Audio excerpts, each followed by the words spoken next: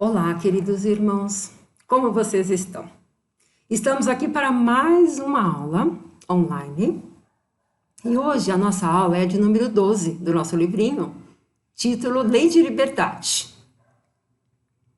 E aí nós vamos estudar a lei de número 9.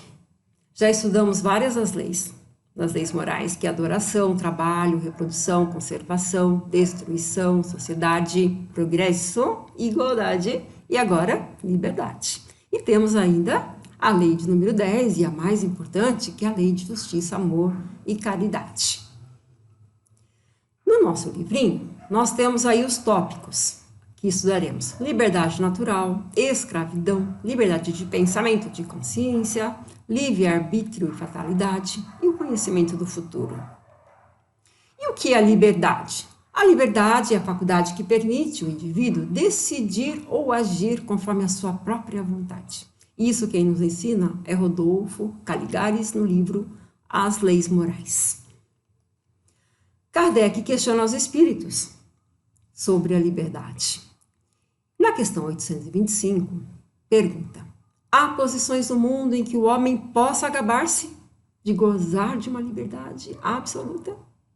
Os espíritos dizem que não, porque vós todos necessitais uns dos outros, os pequenos como os grandes. Estamos todos juntos, todos interagindo. Temos aí a lei de sociedade, que também temos que observar para o nosso crescimento. E onde está o limite da liberdade, já que nós não temos a liberdade de uma forma absoluta? A liberdade e o direito de um terminam onde começam a liberdade e o direito do outro. Jesus nos ensina da seguinte maneira: não façais aos outros o que não quereis que vos façam. É o princípio da lei divina.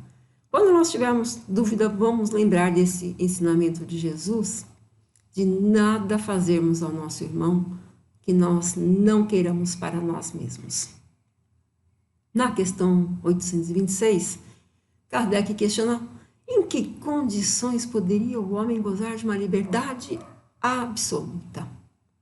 Os espíritos dizem que de forma absoluta não tem jeito mesmo, a não ser que o homem fosse sozinho, isto é, na condição de um eremita no deserto. Na questão 827, a obrigação de respeitar os direitos alheios tira ao homem o direito de ser independente consigo mesmo? De modo algum, porque é um direito que lhe vem da natureza. Temos dentro de nós esse potencial e vamos exercendo na forma que entendemos e que queiramos.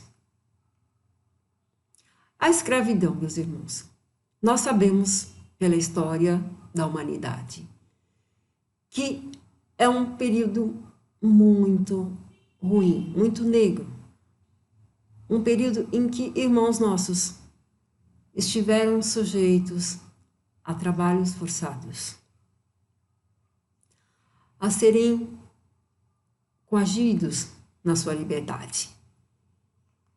Na questão 829, Kardec nos ensina, através dos espíritos superiores, que toda sujeição absoluta de um homem a outro é contrária à lei de Deus.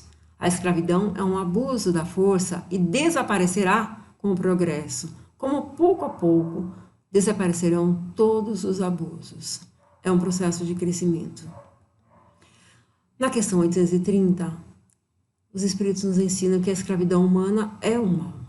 Aquele que tira proveito da prática da escravidão é sempre culpado por violar a lei natural, isto é, a lei de liberdade. Todos nós, meus irmãos, temos que responder perante as leis. E o fim da escravidão? A da escravidão convencional. Quando houve esse fim? A Mauritânia, na África, foi o último país a abolir a escravidão. Isso foi em 1981. Todavia, somente em 2007, essa lei foi aplicada de tal forma a ser crime lá naquele país. E hoje, podemos dizer que existe escravidão ainda? Sim, infelizmente. A Fundação Walk Free, que fica na Austrália, na Austrália, define como escravidão uma situação de exploração da qual não se consegue sair porque está sob ameaça, violência, coerção ou abuso de poder. Esta fundação australiana ela faz um levantamento anualmente de como está a situação em relação à escravidão no mundo inteiro. O último relatório foi divulgado em 2018 na ONU. Esse relatório é de 2016 e diz que a escravidão atingiu naquele ano 40,3 milhões de pessoas. É um número altíssimo. 15,4 milhões estavam em casamentos forçados. 24,9 milhões em trabalho escravo. E que a Ásia detinha 62% dessa quantidade total aí de milhões, 40,3 milhões de pessoas escravizadas. Certamente hoje o número é um pouco diferente, mas não vamos ficar aí pensando que tenha reduzido muito também, porque sabemos que a escravidão existe e aí, tanto nesses casamentos que são forçados, quanto no trabalho escravo. E aí temos o trabalho infantil, o trabalho nas indústrias de costura, que temos conhecimento aqui, inclusive no nosso país, os trabalhos que são executados no campo, de uma forma a escravizar aqueles que estão ali, porque não têm liberdade para saírem da situação em que se encontram, porque são ameaçados. E a liberdade de pensamento? Na questão 833, há no homem qualquer coisa que escape a todo o constrangimento pela qual ele goze de uma liberdade absoluta? É pelo pensamento que o homem goza de uma liberdade sem limites, porque o pensamento não conhece entraves. Pode-se impedir a manifestação do pensamento, mas não aniquilá-lo. O pensamento é interior a cada um de nós, e ao pensar somos livres. Na questão 834, o homem é responsável pelo seu pensamento? Ele é responsável perante Deus. Só Deus, podendo conhecê-lo, condena ou absolve-o, segundo a sua justiça. Nós somos livres para pensarmos, mas temos que tomar muito cuidado com o que pensamos. Quando nós pensamos, nós criamos objetos fluídicos, nós enviamos sentimentos bons ou sentimentos ruins para aqueles com quem nós queremos estar ligados pelo pensamento. E a responsabilidade aí, meus irmãos, é nossa, desses pensamentos que muitas vezes podem não ser bons, podem não ser construtivos. Vamos nos vigiar aí de uma forma sempre presente para que nós tenhamos os nossos pensamentos aí controlados e vigiados. Chico Xavier, no livro de Emmanuel, Pensamento e Vida, coloca: compreende-se, pois, que o pensamento tudo move, criando e transformando, destruindo e refazendo para acrisolar e sublimar. Vamos falar um pouco agora da nossa consciência. No dicionário encontramos que consciência é o sentimento ou conhecimento que permite ao ser humano vivenciar, experimentar ou compreender aspectos ou a totalidade de seu mundo interior. Todos nós somos criados de forma simples, ignorantes, e somos dotados do livre-arbítrio, e com esse livre-arbítrio vamos evoluindo através das reencarnações sucessivas que nós temos. Somos todos nós filhos de Deus e temos em nossa consciência gravadas essas leis naturais que estamos estudando. E isso os Espíritos nos esclarecem na questão 621. Joana de Ângeles esclarece assim, que a consciência é um efeito natural do processo evolutivo e que essa conquista te permitirá avaliar fatores profundos, como o bem e o mal, o certo e o errado, o dever e a responsabilidade, o nobre e o vulgar, o lícito e o regular, a liberdade e a libertinagem. aos poucos, nós vamos construindo a nossa consciência nesse processo de crescimento, de evolução que nós estamos caminhando aí para obtermos. Na questão 835, Kardec questiona os espíritos superiores. A liberdade de consciência é uma consequência da liberdade de pensar? A consciência é um pensamento íntimo que pertence ao homem, como todos os outros pensamentos. Vamos construindo aí a nossa consciência com o passar das experiências. 837. Qual é o resultado dos entraves postos à liberdade de consciência? Constranger os homens a agirem de maneira diversa ao seu modo de pensar é torná-los hipócritas. A liberdade de consciência é uma das características da verdadeira civilização e do progresso. Portanto, respeito à liberdade de consciência de cada um. Na questão 838, toda crença é respeitável, ainda mesmo quando notoriamente falsa. Toda crença é respeitável quando é sincera e conduz à prática do bem. As crenças reprováveis são as que conduzem ao mal.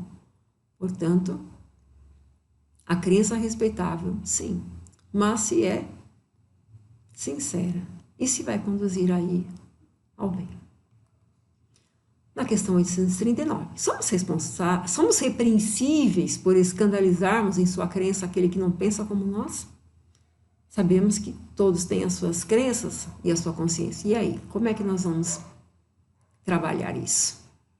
Se nós escandalizarmos aquele que pensa diferente de nós, estamos faltando com a caridade e atentando contra a liberdade de pensamento. Na questão 840, Kardec pergunta: será atentar contra a liberdade de consciência ou pôr entraves às crenças que podem perturbar a sociedade? Aquelas crenças que são perturbadoras podem ser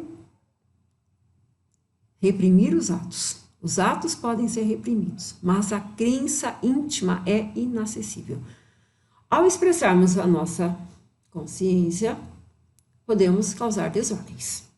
Então, nossos atos podem ser reprimidos. Mas essa crença que nós temos, ela é íntima. Ela continua conosco e vai permanecer. E somente Deus irá julgá-la. Kardec comenta nessa questão. Reprimir os atos externos de uma crença, quando esses atos acarretam qualquer prejuízo aos outros, não é atentar contra a liberdade de consciência, porque essa repressão deixa a crença a sua inteira liberdade. A crença continua. O que está sendo reprimido são os atos. As sociedades têm a força para reprimir quaisquer atos que possam causar embaraços e desarmonia. Dispõe de organizações oficiais para a manutenção da ordem. E aí, meus irmãos, estamos falando das leis humanas, das instituições humanas que regulam as relações de cada um de nós em um grupo na sociedade. A crença íntima que os dirigentes têm, elas se conservam intactas. Na intimidade da alma, somente Deus pode intervir. Vivemos em sociedade, temos que respeitar as leis que regem essas relações entre nós. Todavia, na intimidade de cada um de nós, temos aí a nossa liberdade de consciência. E só Deus intervirá. Na questão 842, como todas as doutrinas têm a pretensão de ser única, expressão de verdade, por que sinais podemos reconhecer a que tem o direito de se apresentar como tal? A doutrina que seja verdadeira. Essa será a que produza mais homens de bem e menos hipócritas, quer dizer que pratiquem a lei de amor e caridade na sua maior pureza e na sua aplicação mais ampla. A doutrina que conseguir fazer isso, sim, essa doutrina pode ser a expressão da verdade. Todos nós temos livre arbítrio, somos construtores de nós mesmos, é assim que Deus quer, que cada um chegue ao grau máximo de evolução pelo seu próprio mérito. liberdade de fazer ou não fazer alguma coisa, seguir um caminho ou evitá-lo. Isto é o livre-arbítrio. E nós, diariamente, temos essa oportunidade de fazer isto ou aquilo. E somos responsáveis por essas ações que tomamos. Como somos criados simples e ignorantes, carregamos o potencial divino a ser desenvolvido. Isto é, temos a essência. E a essência é que nos impulsiona. E aos poucos vamos construindo a nós mesmos. Vamos crescendo espiritualmente, nos tornando espíritos melhores. Na questão 843, o homem tem livre-arbítrio dos seus atos? Visto que tem a liberdade de pensar, tem a de agir. Sem o livre-arbítrio, o homem seria uma máquina. E nós já sabemos que nós não somos robôs. Portanto, agimos por nós mesmos, por aqueles valores que nós construímos, por aqueles valores que nós aceitamos. Vamos pautar sempre esses valores nas leis naturais ou divinas, porque aí sim estamos trabalhando no nosso processo evolutivo. Na questão 844, Kardec questiona: o homem goza do livre-arbítrio desde o nascimento? Desde um bebezinho já temos esse livre-arbítrio? Os espíritos dizem que ele tem a liberdade de agir desde que tenha vontade de fazer. Nas primeiras fases da vida, a liberdade é quase nula. Ela se desenvolve, muda com o objeto e com as faculdades. Estando os pensamentos da criança em relação às necessidades da sua idade, ela o aplica, o seu livre-arbítrio, nas coisas que são necessárias. A criança que vai chorar para pedir alimento, a criança que vai falar para pedir alguma coisa que queira aos seus pais, que vai se manifestar, mas ainda de uma forma restrita. Somente na idade adulta podemos dizer que temos a liberdade efetiva. Na questão 845, as predisposições instintivas que o homem traz ao nascer seriam obstáculos ao exercício do livre-arbítrio? Nós todos sabemos que temos aí uma infinidade de outras vidas. E aqui trazemos aquela bagagem que nós adquirimos. Os espíritos dizem que as predisposições instintivas são as do espírito antes de encarnar. Conforme ele for mais ou menos avançado, elas poderão solicitá-lo para atos repreensíveis. Mas não há arrebatamento irresistível. Quando se tem vontade de resistir, lembrai-vos que querer é poder, mesmo que carregamos em nós, instintivamente, aquela vontade de agir de uma forma repreensível. Agir vai depender de nós. Portanto, aí temos que controlar aquelas vontades que não são desejadas aí ou recomendadas para o nosso crescimento espiritual. Na questão 846, o organismo influi nos atos da vida? E se influi, não o faz em prejuízo do livre-arbítrio? O espírito é certamente influenciado pela matéria, que pode entravar as suas manifestações. É preciso distinguir as faculdades morais das intelectuais. Se um homem tem um instinto de homicida, é seguramente o seu espírito que o possui. Ele o transmite, mas não os seus órgãos. O corpo vem com uma determinada característica para que faça aí as suas manifestações no campo físico. Todavia, as faculdades morais, as decisões, o que vamos fazer, isso depende de cada um de nós. Não é o nosso corpo que vai agir, somos nós, enquanto espíritos. Na questão 847, a alteração das faculdades tira do homem o livre-arbítrio? Aquele cuja inteligência está perturbada por uma causa qualquer perde o domínio do pensamento e desde então não tem liberdade. E aí os espíritos explicam que essa alteração é frequentemente uma punição para o espírito, que em uma existência anterior pode ter feito mau uso das suas faculdades.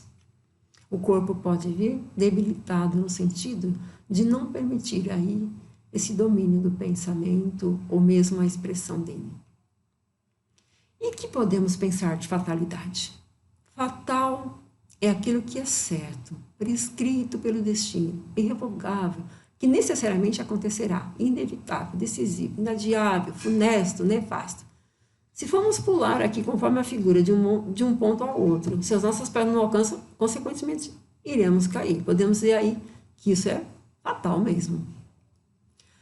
O que os Espíritos nos ensinam sobre a fatalidade? Na questão 851, haverá uma fatalidade nos acontecimentos da vida, segundo o sentimento ligado a essa palavra?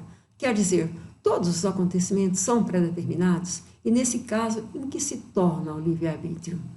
Os Espíritos nos ensinam que a fatalidade só existe no tocante à escolha feita pelo Espírito, ao se encarnar, de sofrer esta ou aquela prova, ao escolhê-la, ele traça para si mesmo uma espécie de destino. Se nós escolhemos estar num corpo X, com a família que nós achamos que é aquela que vai nos auxiliar no processo, naquela cidade, que escolhemos uma companheira mais para frente, ou um companheiro, que escolhemos uma determinada atividade aí profissional. Bem, tudo isso vai nos determinar uma forma de agir, porque são escolhas que já fizemos quando estávamos lá no plano espiritual e trabalhamos no nosso projeto reencarnatório. E a maioria de nós teve essa oportunidade de trabalhar o projeto reencarnatório. E quando Kardec diz isso, ele fala que ele está falando das provas de natureza física, porque no tocante às provas morais e às tentações, o espírito conserva o seu livre-arbítrio sobre o bem e o mal. É sempre o senhor de ceder ou resistir. Essa bagagem que nós trazemos, ela é nossa e nós vamos agir de acordo com ela. Mas sempre vamos ter aí a decisão. A decisão de ceder ou resistir é nossa. Na questão 853, certas pessoas escapam a um perigo mortal para cair em outro. Parece que não podem escapar à morte. Não há nisso fatalidade? Olha, fatal, os Espíritos nos ensinam que no verdadeiro sentido da palavra, só um instante da morte, chegando esse momento de uma forma ou de outra, a ele não podeis furtar-vos, meus irmãos. Então, o momento de chegar e o momento de partir, esse sim é fatal. Isso não temos como alterar e vamos ter que dar por término uma jornada e nos apresentarmos à pátria espiritual quando é chegado o momento. Na questão 855, qual o fito da providência ao fazer-nos correr perigos que não devem ter consequências? E muitas vezes nós temos esses perigos mesmo na nossa jornada. Quando a tua vida se encontra em perigo, é essa uma advertência que tu mesmo desejasses, a fim de te desviar do mal e te tornar melhor. Se examinarmos a causa e a natureza de um perigo, veremos que, na maioria das vezes, as consequências foram a punição de uma falta cometida ou de um dever negligenciado. Deus os adverte para refletir sobre vós mesmos e vos emendardes. Em muitas situações temos aí esse fato do perigo ocorrendo e para observarmos como nós estamos conduzindo aí a nossa encarnação. Na questão 866, então a fatalidade que parece presidir aos destinos do homem na vida material seria também o resultado do livre-arbítrio? Tu mesmo escolheste a tua prova. Quanto mais rude ela for, se melhor a suportas, mais te elevas. Meus irmãos, escolhemos aí o nosso plano. As nossas provas fazem parte aí do nosso trabalho, vencermos. E aí, podemos conhecer o futuro? Estamos aqui num projeto de crescimento, de aprendizado, de aproveitarmos a oportunidade. O que dizem os Espíritos aí sobre saber do futuro? Na questão 868, o futuro pode ser revelado ao homem? Os Espíritos dizem que, em princípio, o futuro lhe é oculto. Só em casos raros e excepcionais, Deus lhe permite a sua revelação. Nós já estudamos em algumas aulas que o esquecimento do passado de nada nos serve. Que o passado não tem essa pretensão de nos trazer conhecimento para a evolução na vida atual. O passado está lá, no passado, nos trouxe até aqui. E conhecer o futuro também, aqui nos ensinam os Espíritos, que não vai nos auxiliar. Assim como o passado não nos auxilia a estarmos aqui agora, em termos de conhecê-lo, de saber como foi, Portanto, aí o passado como uma bênção de ser esquecido aí nesta encarnação atual. O futuro também. Se for revelado, não nos acrescenta aí sucesso. E vamos entender aqui numa outra questão que, em alguns casos, ela pode, sim, ser revelada. Na questão 869, então, por que fim o futuro é oculto ao homem? Se o homem conhecesse o futuro, negligenciaria o presente e não agiria com a mesma liberdade agora, pois seria dominado pelo pensamento de que se alguma coisa deve acontecer, não adianta ocupar-se dela, ou então procuraria impedi-la. Isso não irá nos auxiliar no nosso trabalho. Na questão 870, mas se é útil que o futuro permaneça oculto, porque Deus permite, às vezes, a sua revelação. E aí tem aquela situação em que se pode ter o conhecimento. Quando esse acontecimento antecipado deve facilitar o cumprimento das coisas, em vez de embaraçá-lo, levando o homem a agir dessa maneira, diferente do que faria se não soubesse. Se revelado agir de uma forma melhor, ok? Então, se tornou útil. E aí, meus irmãos, Kardec vai nos fazer agora um pequeno resumo de todas as situações aí que nós estamos nesse trabalho intenso aí de nos transformarmos. E ele coloca isso na questão 872 como dessa forma, um resumo teórico das ações humanas que eu coloquei aqui de uma forma simplificada. O espírito desligado da matéria, no estado errante, faz a escolha de suas futuras existências corpóreas. E aí, participamos dos nossos processos encarnatórios. O homem não é fatalmente conduzido ao mal. Os atos que pratica não estavam escritos. E aí temos o livre-arbítrio para, estando aqui, fazermos aquilo que nós tínhamos nos comprometido a fazer ou não fazer. Cabe à educação combater as más tendências. E isso o Espiritismo nos auxilia. Amai-vos e instruí-vos. A fatalidade está na posição do homem na Terra, como consequência do gênero de existência que o seu espírito escolheu. Depende da sua vontade de ceder ou não a essas tendências. Escolhemos como queríamos estar aqui e aí vamos trabalhar em cima disso. É na morte que o homem é submetido de uma maneira absoluta e a inexorável lei de fatalidade, porque essa não pode fugir ao decreto que fixa o termo da nossa existência. Estamos aqui por um tempo. Chegado o momento de partir, nosso corpo fica aqui e nós retornamos à pátria espiritual. Não existem arrastamentos irresistíveis. O homem pode sempre fechar os ouvidos à voz oculta que o solicita para o mal. E aí a voz oculta pode ser a nossa mesma, da nossa consciência, ou um espírito que queira nos influenciar. Jesus nos ensinou na oração dominical, não nos deixeis cair em tentação, mas livrai-nos do mal. Vamos recorrer aí à prece para que possamos aí afastar esses maus momentos em que uma decisão não deve ser tomada se for uma decisão ruim para nós. As faltas que cometemos têm, portanto, sua origem primeira nas imperfeições do nosso espírito. Estamos aqui para melhorarmos, para repararmos, para trabalharmos as nossas imperfeições. A vida corpórea que lhe é dada para purgar-se das imperfeições através das provas. E essas provas nós mesmos as pedimos. Na terra se encontram mais espíritos maus que bons, eis porque nela há tanta perversidade. Façamos, pois, todos os esforços para merecermos habitar em um mundo melhor, onde o bem reina inteiramente. Esse é o objetivo de todos nós, estarmos em moradas mais felizes. E só vamos galgar essas moradas com o nosso crescimento, à medida que fomos entendendo e praticando as leis divinas ou naturais. E aí façamos agora uma pequena reflexão das nossas provas.